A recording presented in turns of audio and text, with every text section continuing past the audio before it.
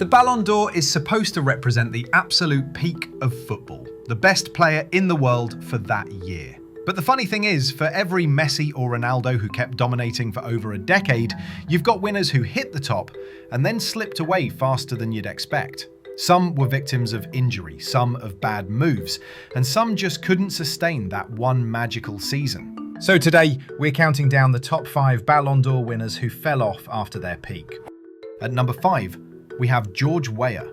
George Weah's 1995 Ballon d'Or win was historic, not just for his incredible form with PSG and AC Milan, but because he became the first and only African player ever to win it. At his peak, he was the complete forward. Explosive pace, technical quality, and a work rate that made him unplayable. But after 1995, things cooled off quickly. Milan's dominance faded, and Weah's goal return dropped sharply in the late 90s. A few short spells in England with Chelsea and Manchester City didn't revive things either. He had already made his mark in history, but his decline was rapid, from world beater to fading veteran in just a few years. At number 4, we have Fabio Cannavaro. Fabio Cannavaro's 2006 was the stuff of legend. Captaining Italy to World Cup glory, shutting down the likes of Zidane, Henry and Ronaldo, he was a defensive wall with immaculate timing and composure. That same year, he became the first defender in 10 years to win the Ballon d'Or, an almost unthinkable feat in the modern game dominated by attackers. But after that golden summer, things never quite reached those heights again. His move to Real Madrid was supposed to cement his legacy, yet it instead exposed his limitations: aging legs, slower reactions, and a team in transition. Within 2 years, he was no longer the same force, and by 2010, his career had quietly fizzled out in the Middle East. Cannavaro went from football's most decorated defender to a shadow of his former self almost overnight. Number 3, Andriy Shevchenko.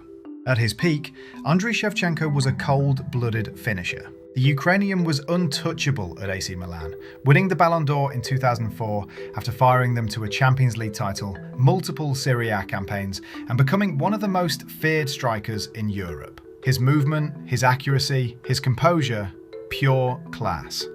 Then came the fateful move to Chelsea in 2006. £30 million, huge expectations, and a reunion with his friend Roman Abramovich. It looked like the perfect storm for success.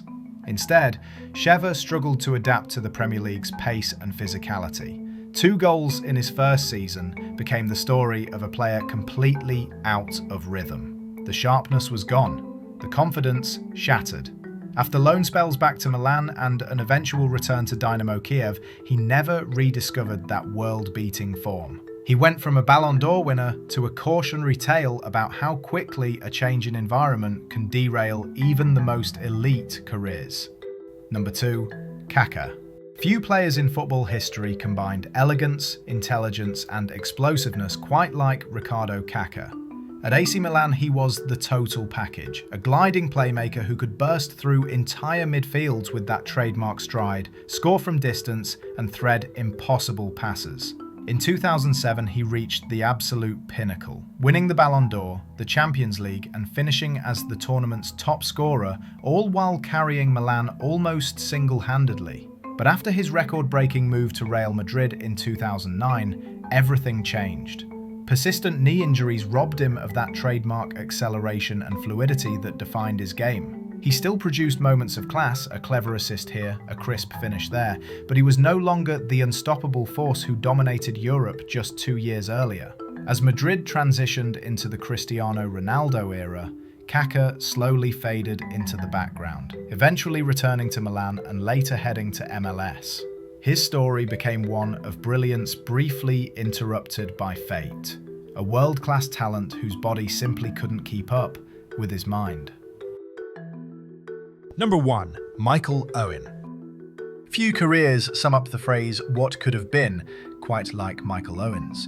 Bursting onto the scene as a teenager at Liverpool, he was electric, pure pace, clinical finishing, and fearless confidence. That solo goal against Argentina at the 1998 World Cup made him a global sensation overnight. By 2001, he'd won the Ballon d'Or, becoming one of the youngest players ever to do it. leading Liverpool to a treble of cups and establishing himself as England's golden boy.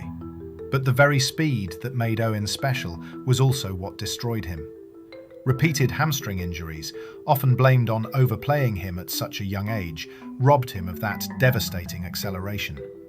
By the time he joined Real Madrid in 2004, he was still sharp, but not the same.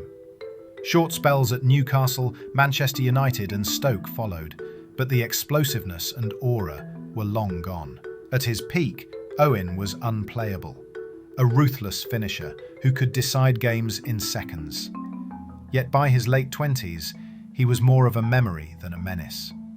One of football's brightest meteors, shining fast, burning out even faster. And that wraps up the top 5 Ballon d'Or winners that fell off. Some of these players reached the absolute pinnacle of football, only to fade just as quickly. It's a reminder that talent alone isn't enough. Timing, form, and legacy all play their part. I'm Ranking Reporter, and I drop videos like this every single day, breaking down football's biggest what-ifs, legends, and forgotten stories. So if you enjoyed this one, make sure to follow, like, and drop your thoughts in the comments. Who do you think was the biggest one-season wonder ever?